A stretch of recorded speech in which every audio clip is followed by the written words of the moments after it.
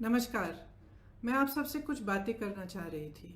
देखिए, काफ़ी समय से हम देख रहे हैं कि हमारे प्रवासी भाई बहन भीषण परिस्थितियों में, कड़ी धूप में, बगैर खाए पिए पैदल अपने गांव की ओर चल रहे हैं। ये लोग देश भर से आ रहे हैं, कोई गुजरात से आ रहा है। कल मैंने एक वीडियो देखा, एक लड़का जम्मू कश्मीर से चलकर सहारनपुर तक गया और उसको आगे बिहार तक जाना था। इसी तरह से आप सब ने देखा कि कई बहनें गर्भवती हैं। गर्भवती होते हुए 6 घंटे 8 घंटे कड़ी कड़ी धूप में चल रही हैं।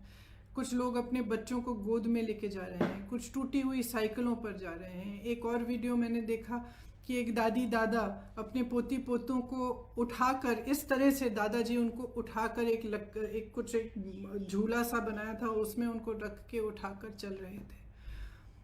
अब हम सबको अपनी जिम्मेदारी समझनी पड़ेगी।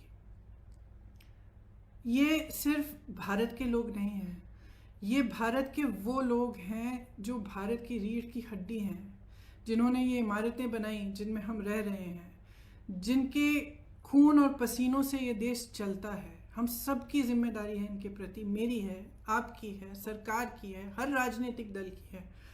इसलिए मैं समझती हूँ कि ये राजनीति करने का समय नहीं है। बहुत ही स्पष्ट हूँ कि हर राजनीतिक दल अपने राजनीतिक परहेजों को दूर करते हुए सकारात्मक भाव से, सेवा भाव से लोगों की मदद में शामिल हों। तो उत्तर प्रदेश की जो कांग्रेस पार्टी है, इसी भावना को लेकर जैसे ही लॉकडाउन की अनाउंसमेंट हुई, उसके अगले दिन हमने हर ज़िले में वॉलंटियर ग्रुप बनाए, जिसको हमने कांग्रेस के सिपाही का नाम दिया। इन वॉलंटियर ग्रुप्स के ज़रिए हमने हेल्पलाइन जारी करी हर ज़िले में, और दिन रात हम खाना राशन बांटने का काम कर रहे हैं। इसके अलावा हमने सांझी रसोइयाँ खोली। उसके अलावा हमने हाईवे के टास्क फोर्स बनवाए, जो हाईवे पे जो चल रहे हैं उनकी मदद के लिए हैं। तो तमाम ऐसे कार्य हमारे बड़े से बड़े लीडर और हमारे ग्रामीण स्तर के कार्यकर्ता, हमारे ज़िला स्तर के कार्यकर्ता अपने ही साधनों से ये काम दिन रात कर रहे हैं। और इस काम के ज़रिए हमने अब तक 67 लाख लोगों की मदद की है। उसमें से 60 लाख के करीब उत्तर प्रदेश में ही हैं, और 7 लाख लोग ऐसे हैं जो उत्तर प्रदेश के बाहर फंसे हुए थे, जिनको खाना राशन की ज़रूरत थी और जिनका वापस आने के लिए हम कोऑर्डिनेशन कर रहे हैं। हमारी एक सेंट्रल हेल्पलाइन भी है, उसके ज़रिए भी हम लगातार दिन रात कोऑर्डिनेशन करते हैं। तो हम मदद करना चाह रहे हैं। हमारी भावना शुरू से सकारात्मक रही है और सेवा का भाव हो रहा है। इसी भाव से हमने अपने सुझाव मुख्यमंत्री जी को दिए, और सकारात्मक रूप से ही दिए कि देखिए, आपको ठीक लगे तो आप ये चीज़ें कर लीजिए। जहाँ जहाँ हमें लगा कि वो कुछ अच्छा कर रहे हैं, हमने उनकी तारीफ भी की, हमने उसका स्वागत किया, उन कदमों का स्वागत भी किया।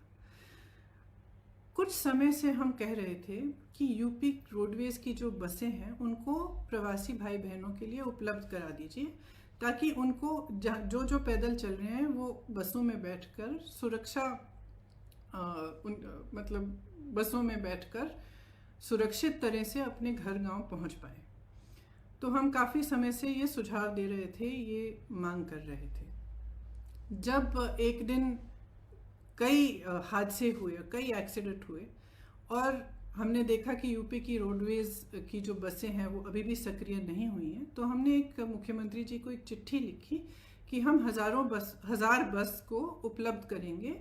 गाज़ियाबाद और नोएडा बॉर्डर पर हम इन बसों को रोक देंगे, और आप अगर अनुमति देंगे इसके संचालन के लिए, तो जो प्रवासी भाई बहन दिल्ली और एनसीआर क्षेत्र से चल रहे हैं उनको हम इन बसों में बिठाकर अपने घर तक पहुंचा देंगे। तो अगले दिन मुख्यमंत्री जी ने ये ऐलान किया कि यूपी रोडवेज़ की 12,000 बसें हैं, इन्हीं का इस्तेमाल होगा और आपकी बसों की ज़रूरत नहीं है। तो हमने 17 तारीख को सुबह 500 बसें गाज़ियाबाद में खड़ी की थी, हमने उनको वापस भेज दिया। अगले दिन उनसे एक और चिट्ठी मिली कि आप अपनी लिस्ट दे दीजिए, और 1000 बस की आप लिस्ट दे दीजिए। उसमें चालक का नाम होना चाहिए, परिचालक का नाम होना चाहिए, फिटनेस सर्टिफिकेट वगैरह सब कुछ आदि होना चाहिए, ये हमारे पास पहुंचा दीजिए। तो हमने उनको धन्यवाद दिया कि आपने हमें अनुमति दी है बसों को चलाने के लिए, आपको हम लिस्ट उपलब्ध कर देंगे। तो 4-5 घंटों बाद हमने वह लिस्ट उपलब्ध कर दी। फिर 11:30 बजे रात को उनसे एक और चिट्ठी मिली कि आप अपनी 1000 बसें लखनऊ पहुंचा दीजिए कल सुबह 10 बजे। तो इसमें हमने कहा कि देखिए, हमारी बसें खाली दिल्ली से लखनऊ जाएंगी। इन बसों का मकसद ही ये था कि गाज़ियाबाद और नोएडा से, एनसीआर क्षेत्र से जो चल के जा रहे हैं उनको हम बिठाकर उत्तर प्रदेश के गांव और ज़िलों में ले जाएं। तो इन बसों का लखनऊ तक खाली चलना तो पूरे मकसद को ही ख़त्म कर देता है। तो हमने उनसे ये सुझाव दिया कि देखिए, हम गाज़ियाबाद नोएडा में इन बसों को तैयार रख लेंगे, आप परमिट दे दीजिएगा। फिर ये पूरा राजनीतिक सिलसिला शुरू हुआ कि आप हमें परमिट दे रहे हैं, लिस्ट दे रहे हैं, लिस्ट में कुछ गलत नाम है। जो भी है, मैं इन चीज़ों में नहीं पढ़ना चाहती और मैं सरकार पर सवाल भी नहीं उठाना चाहती। अगर उस लिस्ट में कुछ ऐसे नंबर हैं जो गलत हैं, कोई बात नहीं, हम एक नई लिस्ट भी उनको दे सकते हैं। मैं सिर्फ ये कहना चाहती हूँ कि 17 तारीख को 500 बसें हमने गाज़ियाबाद बॉर्डर पे खड़ी की थी। अगर वो 500 बसें चली होती तो कम से कम 20,000 लोग घर सही सलामत पहुंच जाते। कल हमने 900 बसें, 500 बसें राजस्थान के बॉर्डर पर और राजस्थान यूपी के बॉर्डर पर, और 300 से अधिक बसें, जिनकी पूरी टोटल संख्या 900 के करीब थी, हमने गाज़ियाबाद बॉर्डर पे, दिल्ली बॉर्डर पे हमने उपलब्ध कराई। अब अगर ये बसें चली होती तो कल 36,000 और आज 36,000 लोग अपने घर के लिए सही सलामत सुरक्षापूर्ण रवाना हो जाते। लेकिन हम इस राजनीतिक सिलसिले में उलझे रहे। उन्होंने कहा कि लिस्ट गलत है, कुछ ये हो रहा है, वो हो रहा है। बसें हमारी पहुंच गई हैं। कल 4 बजे से हमारी बसें बॉर्डर पे खड़ी थी। उनको आगे परमिट, यूपी के जहाँ पे उन्होंने कहा था कि यहाँ पे हमें गाज़ियाबाद और नोएडा में 2 पॉइंट्स दिए थे, यहाँ तक पहुँचाइए, वहाँ जाने का परमिट ही नहीं दे रहे हैं यूपी के अंदर। तो बसें खड़ी रहीं, आज भी खड़ी हैं। अब मैं सिर्फ ये कहना चाहती हूँ कि देखिए, 4 बजे 24 घंटे हो जाएंगे कि ये बसें उपलब्ध हैं। अगर आपको इस्तेमाल करनी है तो इस्तेमाल करिए, हमें अनुमति दीजिए। आपको भाजपा के झंडे लगाने हैं, इन पे अपने भाजपा के स्टिकर लगाने हैं तो बेशक लगाइए, बेशक लगाइए। आपको अगर कहना है कि आपने उपलब्ध कराई हैं तब भी कराइए, लेकिन इन बसों को चलने दें। क्योंकि जब तक हम इस राजनीतिक उलझन में पड़े रहे हैं ना, जब तक आप अजीब अजीब से बयान दे रहे हैं और तमाम इश्यूज उठा रहे हैं, तब तक हम कम से कम 92,000 लोगों को घर पहुंचा सकते थे। और वही 92,000 लोग आज धूप में चल रहे हैं, उनके सामने तमाम मुसीबतों को झेलते हुए चल रहे हैं। तो मैं सिर्फ मुख्यमंत्री जी से ये आग्रह करना चाहती हूँ, हमारी बसें वहाँ पे 4 बजे तक खड़ी हैं। आपको इस्तेमाल करनी है तो आप हमें परमिट दीजिए, अनुमति दीजिए कि हम उनका संचालन कर सकें। अगर आपको नहीं इस्तेमाल करनी है तो भी कोई बात नहीं, हम उनको वापस भेज देंगे। हमने 3 दिन पहले भी वापस भेज दिया था 500 बसों को, हम वापस भेज देंगे।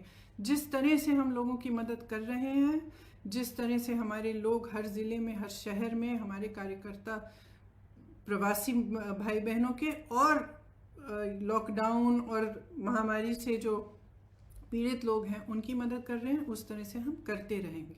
हमें कोई परवाह नहीं है कि आपकी बसें हैं या हमारी बसें, हम सिर्फ एक सेवा भाव से मदद करना चाह रहे थे। तो मैं कहना चाहती हूँ अपने ख़ास तौर से अपने प्रवासी भाई बहनों से जो इस संकट में हैं और जो पैदल चल के जा रहे हैं, कि कांग्रेस का एक एक कार्यकर्ता, एक एक नेता आपके साथ है। आप उत्तर प्रदेश के जिस ज़िले से, जिस शहर से गुजरेंगे, हमारे लोग आपको मिलेंगे, आपको खाना उपलब्ध करेंगे, आपके लिए पानी उपलब्ध करेंगे, आपकी कोई भी सुविधा की ज़रूरत हो वह उपलब्ध करेंगे। हमारी जो क्षमता है उससे हम पूरी तरह से आपको मदद करने की कोशिश करेंगे और हम आपके साथ इस संकट में खड़े हैं। धन्यवाद।